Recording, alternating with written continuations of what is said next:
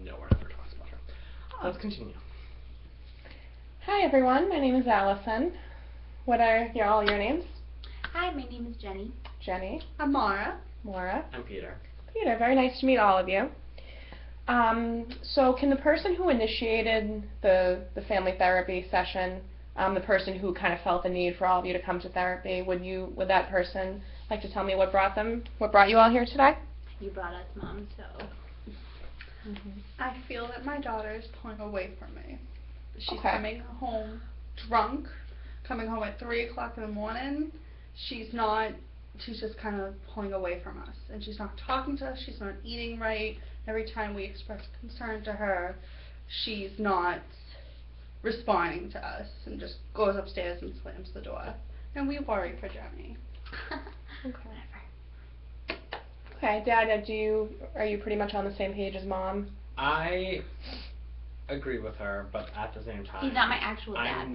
I'm not her father. Okay. But he is a father figure. Okay. And he's been around longer than her biological father.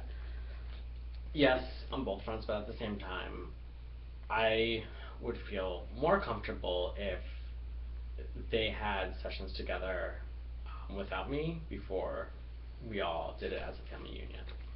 Okay, tell me a little bit more about that, your reasoning behind that. I'm not Jenny's biological father, obviously, but I care deeply for Jenny. She's a great girl, and I'm very proud of what she has achieved. And I am also concerned about her. But at the same time, we're not married. Yeah. We're engaged to be married, but we're not married yet. And I feel like when we're married, I feel like we'll be more of a unit together to talk about Jenny, about issues we have with her, but at the same time, I hope that I know it's a difficult decision. I hope that I can respect Jenny as much as I can, because she is not my child, but I do care very much about her. Okay, and I don't know, I feel like we've, developed a relationship together. I'm not saying it's a father-daughter relationship, but I feel like it's a stronger relationship than she has with her biological father. He has been much more supportive than her biological father. Okay. Much more supportive. And that's why we're here, Jenny. Because we're worrying about you. My dad's in jail, so it's pretty normal that he'd have to be the only one there, but. Okay. Well, so going back a little bit to Peter, what you were saying, you would like to sort of wait to kind of to sort of be more established in your role as a father figure, and what that would look like is being engaged, being married. You would feel much more solidified in that role? I feel like I would be more solidified in, not necessarily being specifically a father figure, but just solidified in where my relationship with Jenny was. Not necessarily as just, as a father figure, but just as, a figure in her life, because, being engaged is not necessarily a father figure or boyfriend to her mother. You've been living with us for years. I have been, but at the same time it's awkward, and it's a stage of,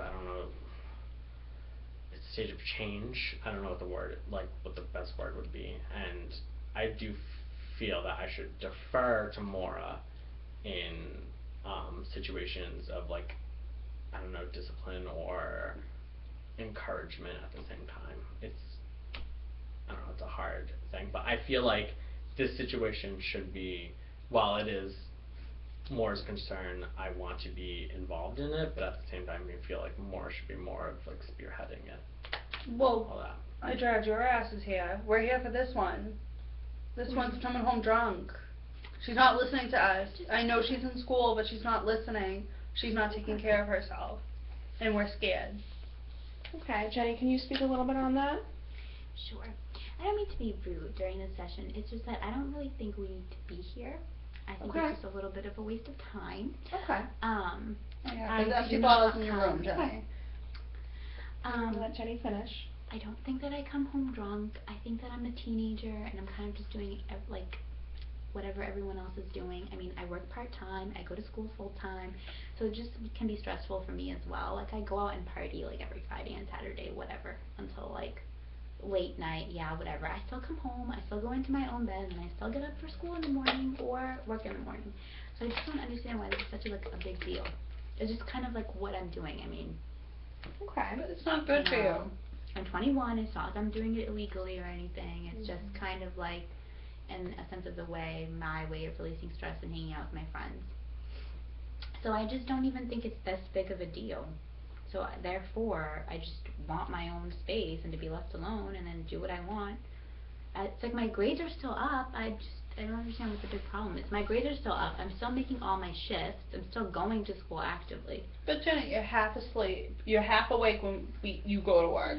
You come home at 3 o'clock in the morning. You're going to work at 6 o'clock for a 7 o'clock shift. It works for me, Mom. I get coffee. Like You reek of alcohol. I shower. They're gonna fire you. I don't think so. I have a pretty good relationship with work too, so it's not this big of a deal. I don't know. I just don't think it's like this big of a deal. I think they're just blowing it out of proportion.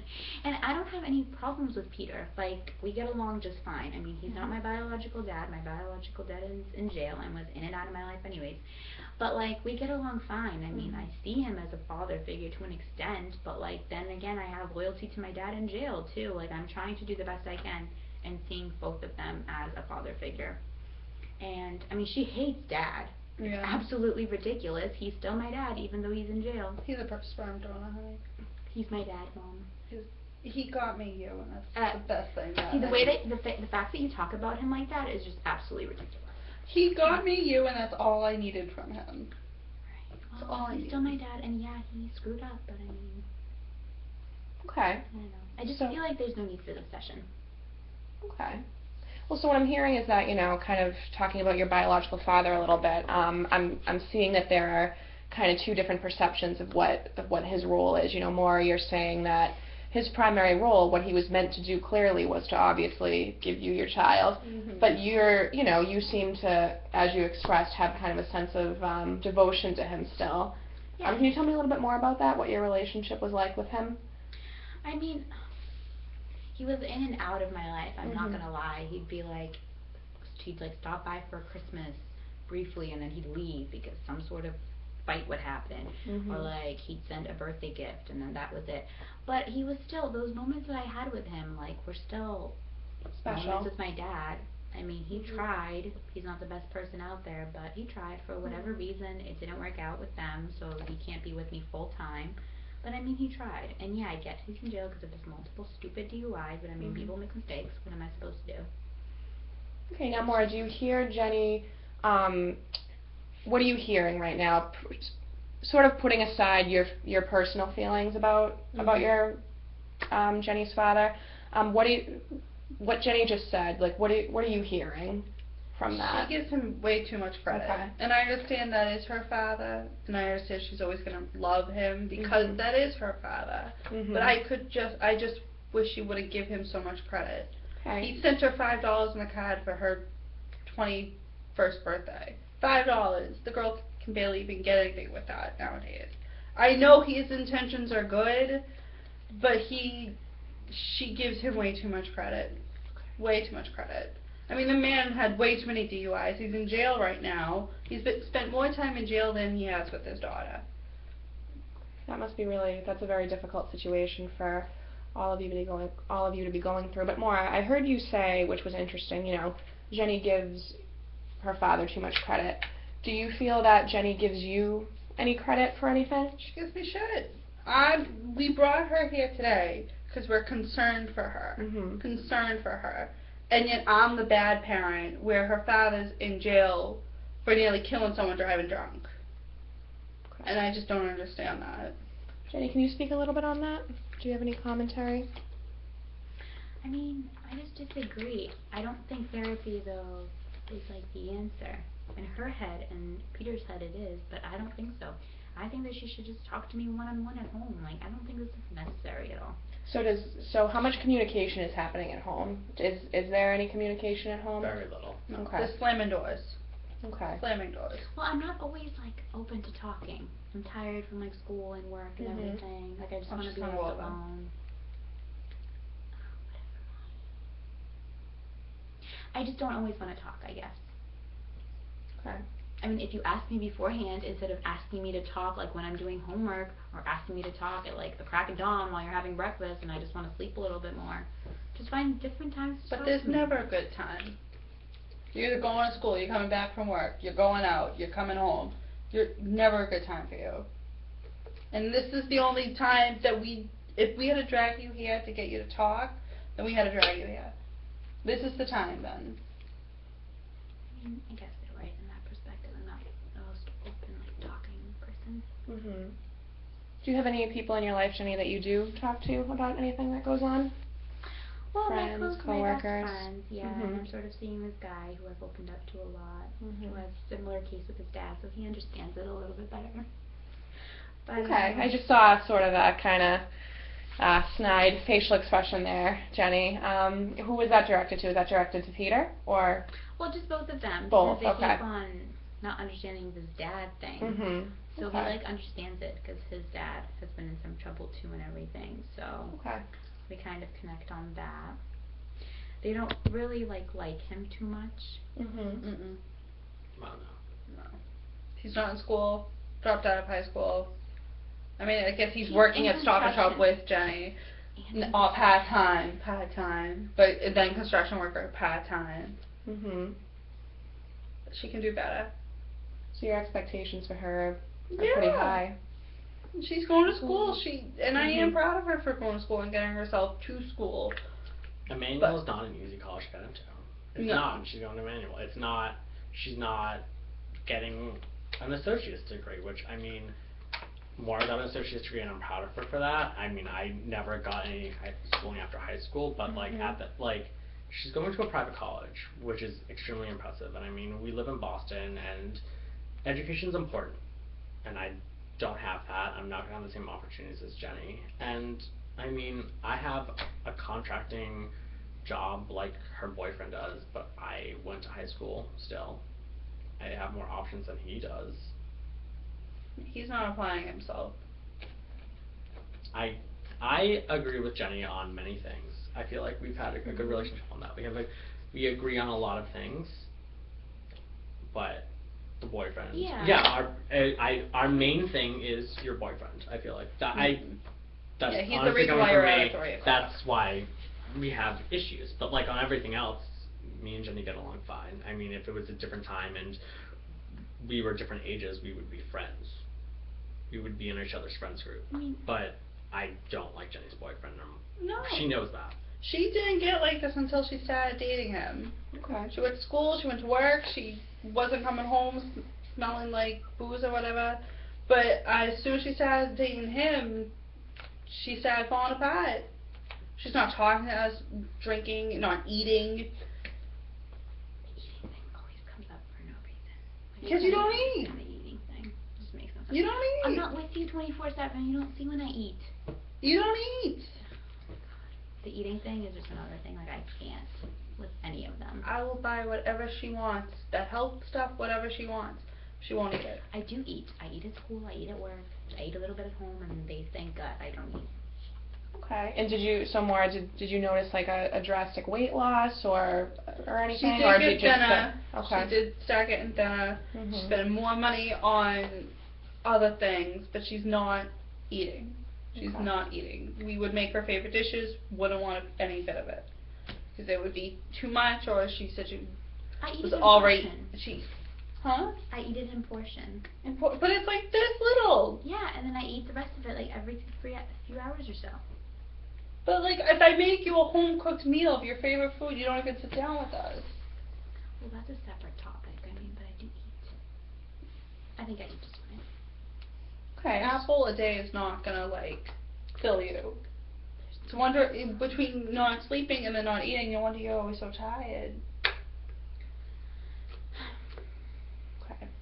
So, Jenny, what does it sounds like you're very busy and you're very productive. You know, you mentioned that you're going to school and you have a part-time job. Tell me, and I want you to kind of tell Peter and your mother this as well. Like, how is that fulfilling for you? Like, what does all of that mean to you? What does it satisfy for you? Like, what is the driving force behind why you're so motivated to kind of, have this routine where you're keeping busy and getting yourself educated. Like, I want you to kind of tell your mother and Peter sort of like, maybe like what your, not so much your long-term goals, but maybe like kind of let them know like what the plan is. Like, where do you see yourself? What do you, like, what motivates you to kind of do all the things that you're doing right now?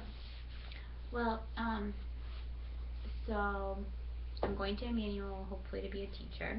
I like working with kids, so specifically probably the younger ages, so kindergarten or first grade.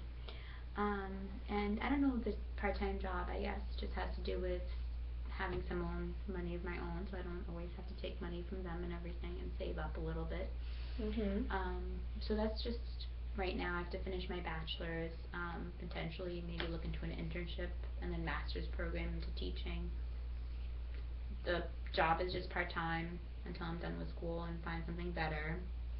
And I don't know, and I guess I'd really like to move out as well. That's really important to me. So I mean, if I save up enough money, finish school, just taking it one step at a time. But I am living at home right now because I'd like to save up some money. So, but you never wanted to move out before. Why do you want to move out now?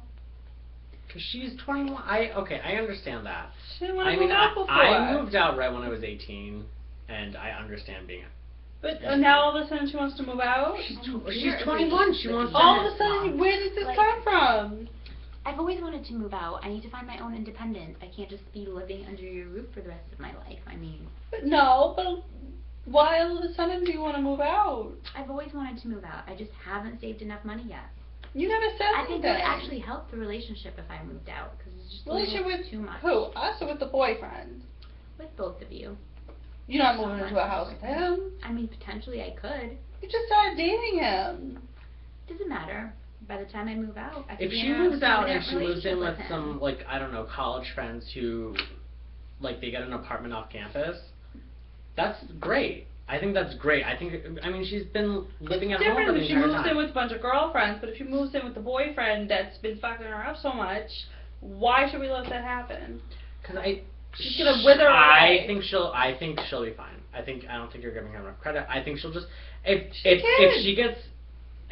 So guys, can I just interrupt both of you? I think that you all have very valuable things to say right now, but I noticed that the way that Peter and Maura are talking, it's, you know, she, and, you know, Jenny's sitting right here, and I think it would be great if, you know, we can kind of face her a little bit and sort of talk to her in first person and just kind of, you know, be able to express kind of what we want to say to Jenny as opposed to, you know, about her to one another. So if Jenny moves in with her boyfriend, and I don't think that's the best thing that you should do, I think you should move in with some friends from school or from high school first. I think that's what you should do, maybe live in with a year or like 6 months depending on the lease.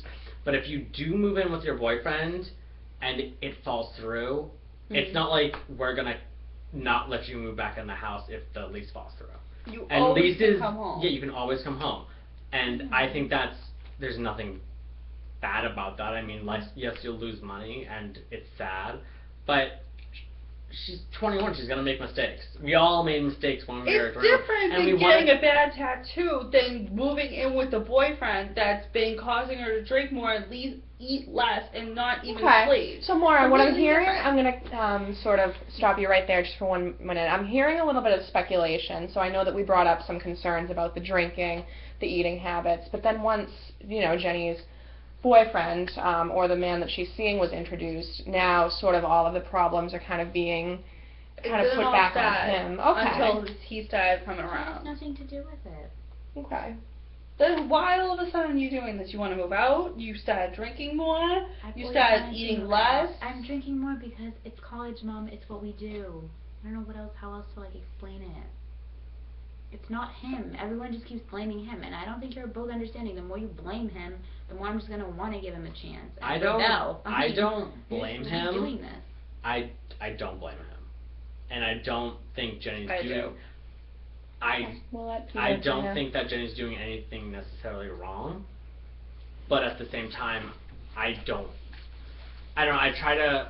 What I'm trying to say is I don't like him, but at the same time, I feel like Jenny's behavior is not necessarily the same. Like, I feel like he exasperates more drinking than is, I don't want to say normal, but like I feel like he's an influence on her, but I mean, I'm not, I don't know how to explain myself in this To situation. an extent, though. I mean, he doesn't put a gun to my head and say drink. No, I but mean, he bats his those are my eyelashes at you, choices. and you do whatever the hell he wants.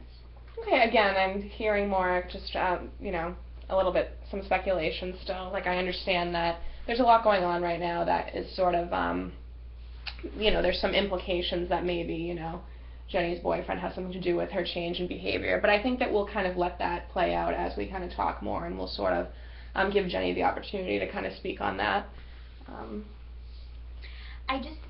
I know I've only been with him for like 4 months now. I get that it seems very, very fast to both of you. But you have to understand, I'm 21 and I connect with him. Like, I can actually talk to him. Okay. And Ooh, he and doesn't that's really judge me about things that I talk to him about openly. And yeah, we party together, but we're 21. Like, what are we supposed to do? Life is stressful. You know what I mean?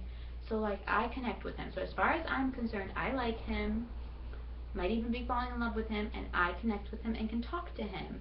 That's all you need to know. I can actually talk to him when I don't want to talk to you for whatever reason. But I'm your mother. You're my mother, but you're so, like, traditional in your way of thinking, and you just don't understand how the world works nowadays. So Jenny, I think that what I heard from you briefly was that you find it difficult to communicate with your mother, and you find it difficult to sort of not be judged by her. Is that accurate to say? I mean, I don't think she's judgmental per se. Mhm. I think that she cares about me. She's my mother, so she just wants what's best for me. But she also doesn't see how the world works nowadays. It's not like 1950 anymore. It's like 2015. So it's hard sometimes to, like, get her to understand where I'm coming from, because she lets her own, like, biases and opinions about how things should be, or, you know, like, conflict her. Like, for example, she just doesn't understand, you know, how intensely I feel for this guy. She thinks I'm just young and stupid, and I'm gonna regret it, and it's like, I care for him. Yeah, but 4 months or not, I care for him at 21, and I You connect think with him. you care for him. No, I do care for him. You think you care for him. I care for him. I had known your father for 5 months, and I was just a little bit older than you. And I thought I loved him, and I thought he was the best thing in the world. Knocked me up and crashed the car the next day. I don't want to see you make the same mistakes as me. It always comes back to him. Like, always. Mm-hmm. I just don't understand what your problem is.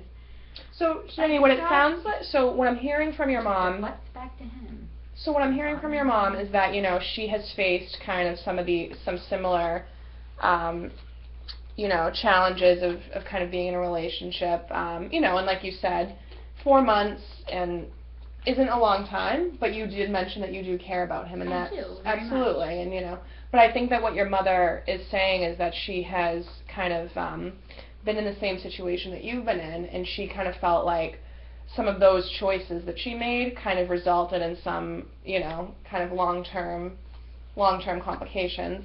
And I think that what she's saying is that she doesn't want the same for you. Which I understand, but I mean, my boyfriend is not my father. He's a separate person. Maura, can you tell me any good qualities about this person in Jenny's life? Do you anything positive to say about him? Anything that you've observed in terms of their interactions that makes you feel like, you know, he's kind of bringing some positivity into Honestly, her life? she hasn't brought him around. I guess Okay. he works. I She can't works. bring him around. She hasn't brought him around. He has to come and sit at dinner on Sundays. She hasn't brought him around. Is that something that you would Yes. be open to? She says of course. She said she doesn't want to bring him around because she knows I'll yell at him. Or that I'll judge him. He'll do something to ruin the relationship, like, I'm sure. Well, and what makes you and you know, and I understand that, you know, there have been some communication difficulties going on for a while, but what makes you really think that your mom would disapprove of him? Well, she obviously doesn't like him. Peter doesn't like him either. Why would I bring him to dinner? So he can be polite to them, and they can just probably grill him and investigate Well, I think him. Well, the we entire don't get to know him. I mean, but he does come Jenny, when around. have I ever He grilled comes someone around. that you know? He comes around and he, like, waves hi to you guys, and you're just like you That's don't all we do really is give him a wave. change. At least he waves. At least he waves. I'm just only gonna say I've seen him like maybe 3 or 4 times. Okay. She doesn't bring him around. I Especially mean, if she's falling in love with him. No, Jenny, I honestly have only I- seen him 3 or 4 times. Your mother has seen him more than I have. it's just When he waves. when he's around, and if I do see him, I've only said maybe like 100 words to the guy. Yeah, and he doesn't. Why doesn't he come into the house to get you? He waits in the car. Because you don't like him. Why would I bring him there? Why? I don't like him because he doesn't come to the house. I tell him to stay because you just have been talking about how you hate him and you think my entire attitude is changing because of him. Why would I want to bring that person in my house? Like, She doesn't bring him around. How am I supposed to say nice things about him? well, next time I'll tell him, come around. He's asked. Yes, plenty. To come in? Yes, he's Then bring him in! Do you want to He come? sits do in you the want me car to and ever waits come for in you and sometimes? waits. So Jenny, it sounds like in a sense, I like, can you know, honestly bring him, but is that something that you would be open no, to? I'm totally open to that. Yeah, but it has to be in a chill, non-drama day where I don't think they're gonna both like attack him. Because I just think, I don't know. I'm open to bringing him. It would be something that we would have to discuss further. Okay, well that's a good start. I mean, I think that if everyone, everyone is open to it, and if everybody's willing to, kind of plan for that, so I think that's something that's positive. But Jenny, it sounds like, there's sort of a lot of kind of, there's just some assumptions kind of being made about how they're going to respond without really enough, it doesn't really sound like they've, I mean, maybe you're sort of perceiving some of the things that they're saying as that they're kind of implying that they're not going to like him, but I don't think, from all the information I've gathered, it doesn't sound like, your or Peter ever said, don't bring him around. My mom just said, I can do better. So she automatically thinks that this guy sucks. You can. So, but you don't even know him, yet you want me to bring him over, but you're saying I can do better. Well, so. if you're falling in love with him, it's only, you can at least have dinner with us. Yeah, but I don't know if you'll keep an open mind about him.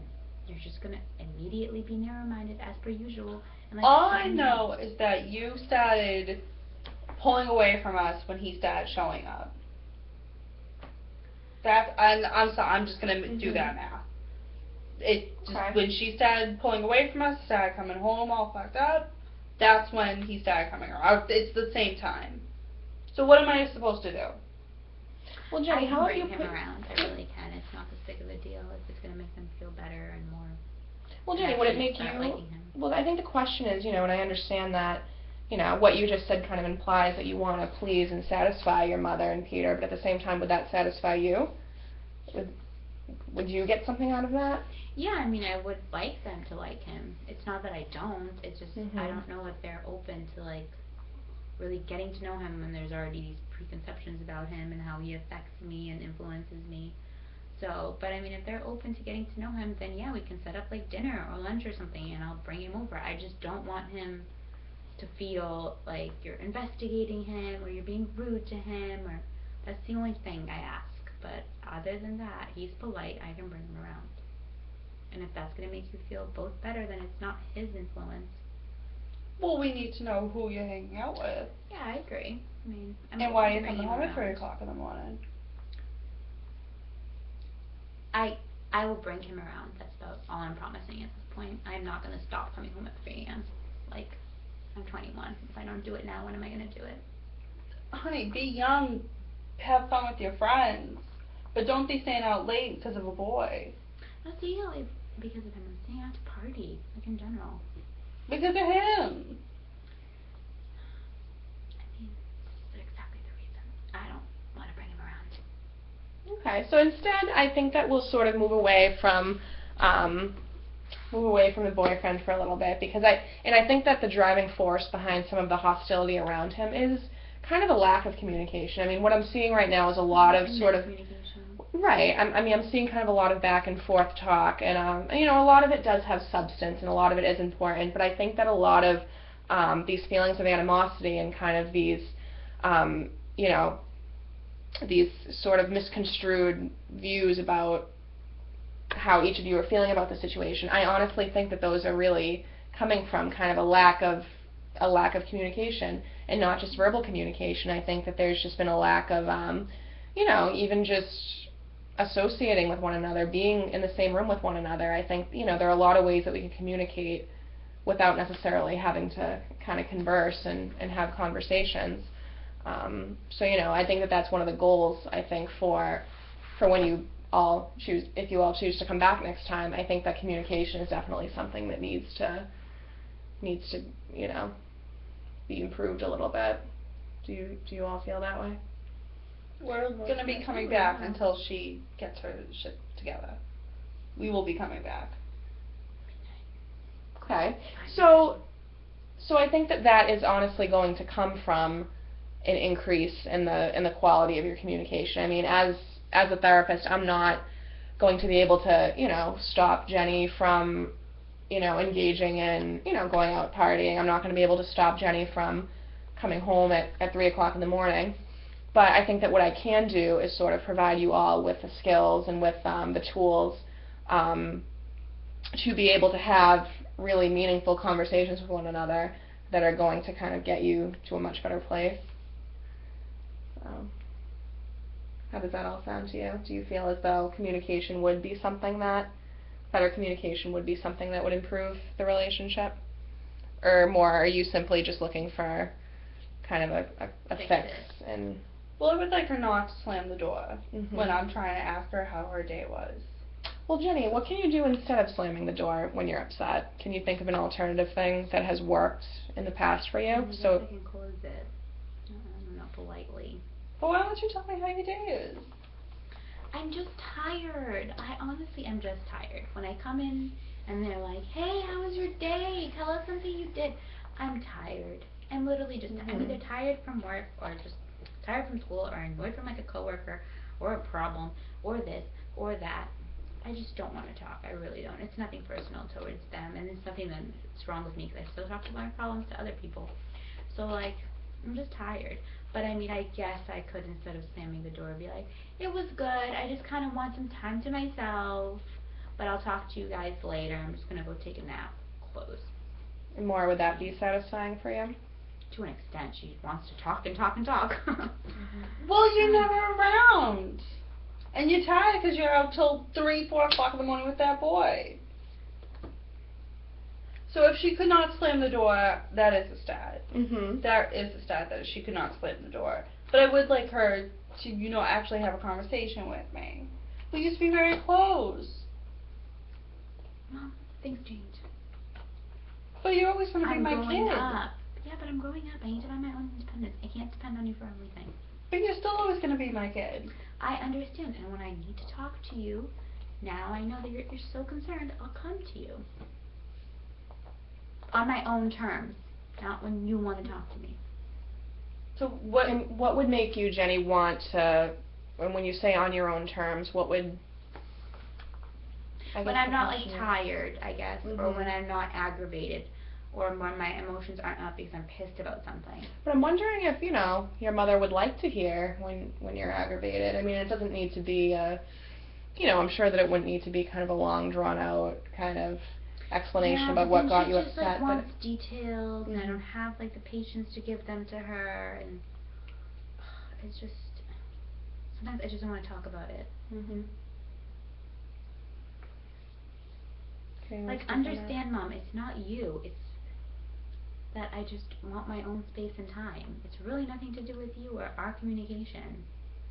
I just want my own space and time, but I will try to be better about talking to you briefly, even when I'm annoyed or aggravated or tired. And I guess I can respect when you want to lay down. Yeah. Great. Peter, do you have any commentary on anything? I don't know, I honestly think that... I mean, I talk with Peter fine. He doesn't annoy me as much as her. Well, I also don't talk as much as Maura, which I mean I love about you, but I'm not. I don't. But at the same time, I don't know, I feel like Jenny, and I mean, like, it's weird for me because Jenny does live at home, and that I moved out right after high school. Like, the summer after high school, I moved out of my family's house because, I mean, I got a good job that I could be able to afford an apartment. I understand Jenny's going through college and she's trying to reduce debt. I totally understand that, but, I mean, I feel like at the same time Jenny would do well if she was in a apartment with friends, and like when they like, I don't know, Maura learns to text, I'd be like, how are you doing? And Jenny texts back like, oh, I'm working right now, I'm working on a project, I can call you later. I feel like that would actually bring back communication better, because right now what's happening is just angering everyone's situation. And I mean, like, even when Jenny slams the door and I see it as extremely disrespectful. Like, if I had done that if I was living with my parents, the door would have been gone. Like, my parents would have removed the hinges from the door. And what is that, I mean, Jenny, my question for you is, what does the door slamming satisfy for you? What is the reason behind it? I mean, it's a form of, you know, kind of non-assaultive acting out in a sense, you know what I mean? Are you doing it to kind of emphasize your frustrations with your Probably, I mom? just probably feel annoyed. I'm probably annoyed. I'm like, oh, these people are annoying me. So at that moment, emotions go high, and you need to do something a little bit to like vent out the problem. So I just blame it. Well, what's an alternative that you think that you could just, well, when closing, so for example, sometimes, you know, when people get frustrated, for example, I have clients who might, you know, they might like punch walls, or they might do something to kind of like, you know, not necessarily unsafe, but it just any kind of means of getting their aggression out. And if you're feeling really, really frustrated, I don't necessarily know that, you know, simply closing the door, while it's an excellent alternative, is going to relieve those frustrations. I mean, do you, you know, does like taking deep breaths help? Does I mean, I try to go for a walk every once in a while. going for a walk? Yeah, things like that I think are cool down. But I mean, I don't do the slamming the door thing on purpose. Sometimes my emotions just kind of take over, and I do it, and I'm like, oh shit, maybe I shouldn't have done that. But like, it's not as big of a deal as you guys are making it. I mean, it just slams a little bit. I'm still in there. Well, that's how you talk now. That's the form of communication. That seems to be all that you're getting, is the door Ask slam. how your day is. I don't want to talk, and the door is slammed. Okay. She doesn't come and hug us. Hi, Mom. Hi, Peter. And how does that make you feel? Sad. And this is why I wanted her to come here. Because she doesn't talk to us anymore. And it was a very recent thing.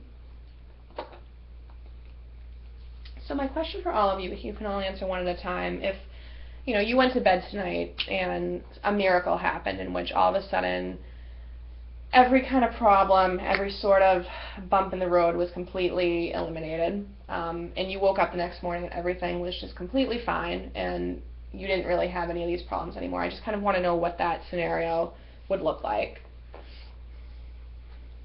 And anyone can volunteer to speak on that first. I mean, my boyfriend would be able to come around, and they'd actually like him in a perfect world.